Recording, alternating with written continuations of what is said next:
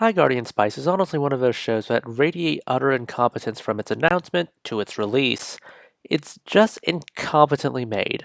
It was given 12 episodes. 12 episodes to do what it needed, and it sucked at it. And you know what the worst part of it was?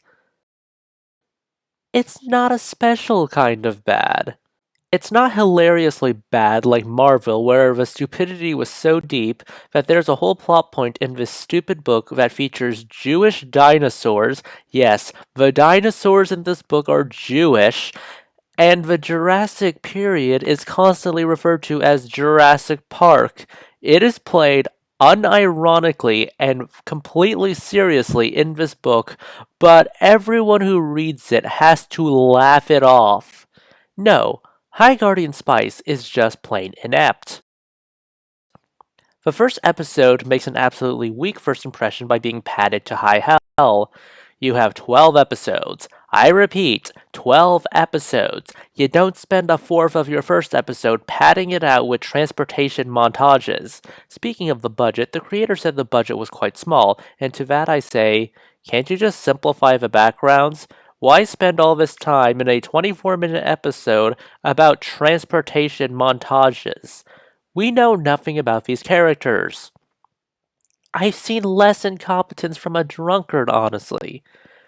Most of this takes place in High Guardian Academy, a school where the students learn to become guardian. What's a guardian?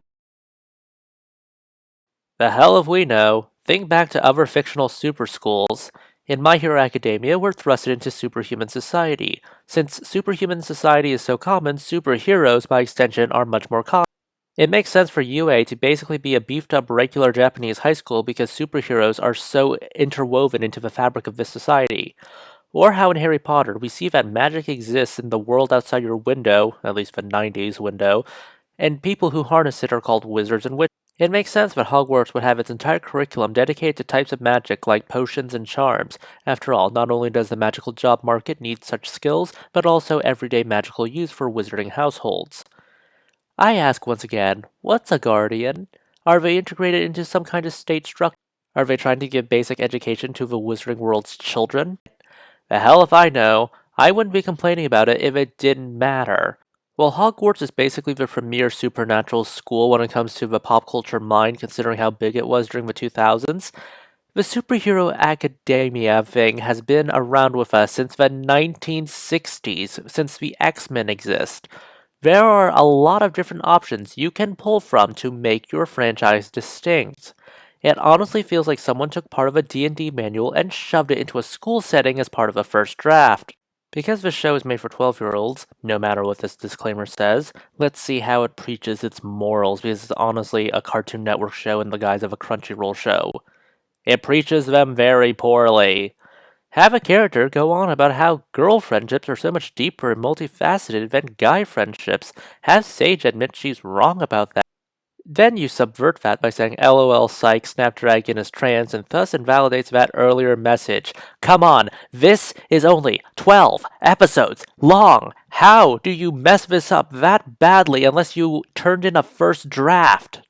Oh, there's this conflict between old magic and new magic. Old magic is clunky, takes forever, requires tons of runes and sigils. New magic, you just need this Terra Spear. And no Pokemon jokes, because one, that predates this, and two, I'm not even going to dignify it with that one. New magic is quick and apparently rots the world or something. What ends up being the conflict between tradition and progress ends up being half-baked, with characters going, oh, lol, new magic, good, because progress is good. Totally not an allegory for any politics or anything. What's funny is that they allude to new magic degrading the planet, but hell if they do anything with it. This new magic can even come with preloaded spells that are powerful enough to petrify entire towns based off of the quality of the make. So, new magic is basically D&D scrolls all in one, and they can be preloaded with more D&D scrolls. And old magic takes forever. Honestly, the concept of D&D scrolls in the new magic was explained by this character Amaryllis, who is probably the only competently written character in the show, and she's a bully, and she is not even a main character. No one sees the danger in new magic here, or regulating it. It rots the planet, And it allows acts of petrification very easily, possibly murder depending on how deadly the person wants it to be. Oh wait, we do actually get this developed on. In the final episode, we see two half-witted assassins try to break into the school using new magic and a lot of planning. Mandrake, the assassin character, is frickin' stupid.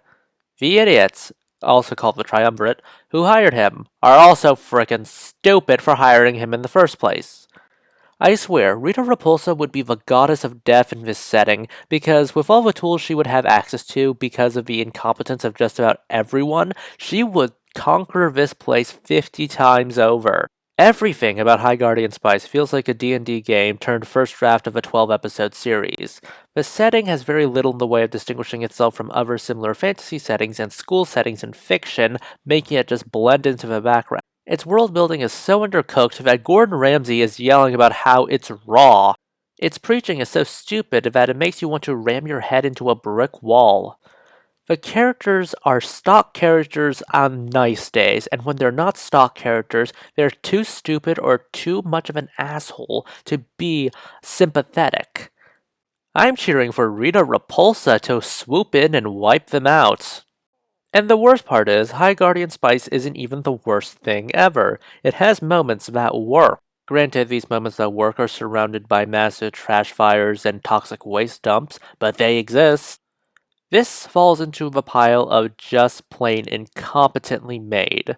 And really, isn't that the biggest insult I can give to it? After all, plenty of bad films and shows exist in people's memories. This one will fade into dust. I guess this is a reminder that you are dust and to dust you shall return. Well, that's it for this video. Please consider liking, subscribing, tipping the channel on Ko-fi. This is Cyril signing off.